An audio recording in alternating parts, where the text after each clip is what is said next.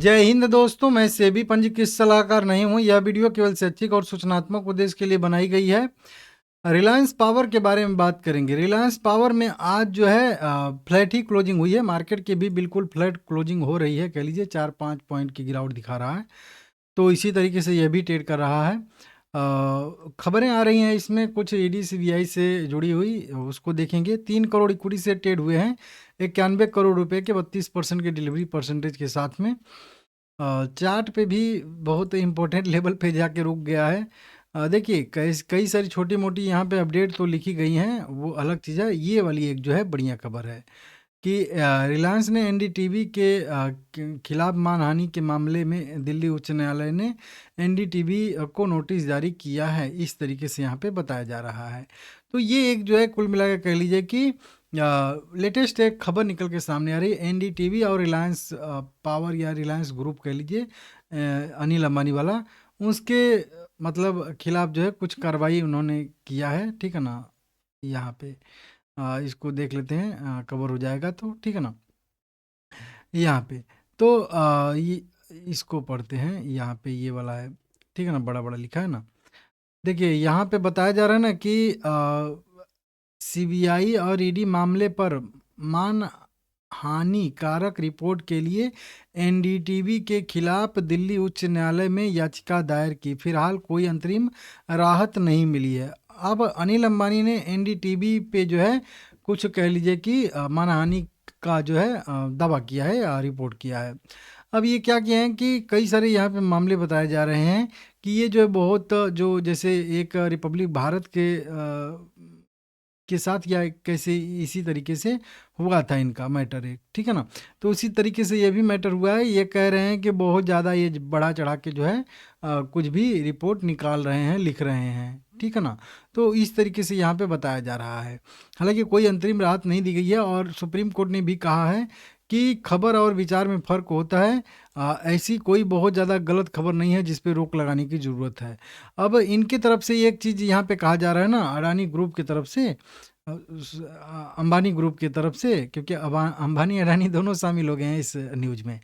देखिए क्या है ना कि अनिल अंबानी ये कह रहे हैं कि यहाँ पे मैं वो लाइन पढ़ता हूँ। वेंकटेश ने कहा कि एनडीटीवी में अधिकांश हिस्सेदारी अडानी के पास है। मतलब एनडीटीवी जो न्यूज़ चैनल है उसमें अब मेजोरिटी होल्डिंग जो है वो अडानी की हो चुकी है, ठीक है ना। और पिछले 8 महीने में अंबानी के खिलाफ 72 तीव्र प्रकाशन हुए हैं। ये कहा जा रहा है कि जो अडानी का न्यूज़ चैनल है, तो अडानी की ही न्यूज़ चैनल हो गया ना, तो वो कह रहे हैं कि हमारे खिलाफ 8 महीने में 72, मतलब समझ रहे हो, हर महीने में कितना, बहुत ज़्यादा से ज़्यादा 8 9 72, तो हर महीने में 9, मतलब 9 तो कह लीजिए हर 3 दिन में एक, मतलब आर्टिकल लिखे जा रहे हैं, कह लीजिए कि अडानी ये अनिल अंबानी के खिलाफ, ठीक है ना। तो ये कह रहे हैं कि 8 महीने में 72 प्रकाशन हो चुके हैं, मतलब अपडेट लिखे जा रहे हैं, न्यूज़ बताई जा रही हैं, लिखी जा रही हैं रिपोर्ट। तो ये बहुत गलत हो रहा है। अब ये क्या कह रहे हैं कि ये बताया जा रहा है कि इनकी तरफ से कि अनिल अंबानी, सॉरी, ये क्या नाम है, अ, अडानी, गौतम अडानी जो है कुछ इनकी संपत्तियों के अधिग्रहण करने की मंशा जाहिर की है या अधिग्रहण करना चाहते हैं। तो यहाँ पे बताया जा रहा है कि उसकी वजह से ये भी हो सकता है कि ये मतलब निगेटिव रिपोर्ट निकाली जा रही है ताकि इनकी कंपनियों का वैल्यूएशन कम हो। समझ रहे हो ये। तो ये इस तरीके से भी एक जो है बताया जा रहा है कि आरोप टाइप का लगाया जा रहा है अडानी पे कि वो जो है संपत्ति, हाँ यहाँ पे देखिए, अनिल अंबानी के वकील ने दिल्ली उच्च न्यायालय को बताया कि अडानी उनकी संपत्तियों में रुचि रखते हैं। उनकी संपत्ति जो भी उनके एसेट हैं, कंपनियां हैं, उनमें रुचि रखते हैं और एनडीटीवी जो है इसी वजह से लगातार निगेटिव रिपोर्ट जो है वो निकाल रहा है। समझ रहे हो आप लोग। तो ये मैटर बहुत थोड़ा सा उलझता हुआ नजर आ रहा है। हालांकि इस पे कोई अंतरिम आदेश नहीं प्राप्त हुआ है। एक नोटिस जो है कोर्ट के द्वारा एनडीटीवी को दी गई है, उसमें वही रूल रेगुलेशन समझाया जाता है कि कुछ बहुत ज़्यादा गलत चीज़ें वहाँ पे न छापें, ठीक है ना। तो इस तरीके से यहाँ पे बताया जा रहा है। बाकी रिलायंस पावर एकदम बिल्कुल जिस लेवल पे मोमेंटम किया था वहीं पे जाके बिल्कुल साइडवेज हुआ है। 20 DMA और 20 DMA और 50 DMA का क्रॉसओवर हुआ था। अब यहाँ पे 20 DMA और 100 DMA का भी क्रॉसओवर हो रहा है, पॉजिटिव होने वाला है, कह लीजिए हो जाएगा तो बढ़िया रहेगा। मेरा भी उसमें पॉजिटिव रहेगा। 32 रुपये पे अगला रेजिस्टेंस बनेगा, नीचे की साइड में 26 रुपये पे सपोर्ट है, 26 से लेके 25 तक, जो आप लोगों को मैं पहले से बताया हूँ। तो अभी ये न्यूट्रल जोन में है। कहाँ पे है? न्यूट्रल। अब यहाँ से ये 26 तक भी आ सकता है और यहाँ से ये जो है 32 तक भी जा सकता है।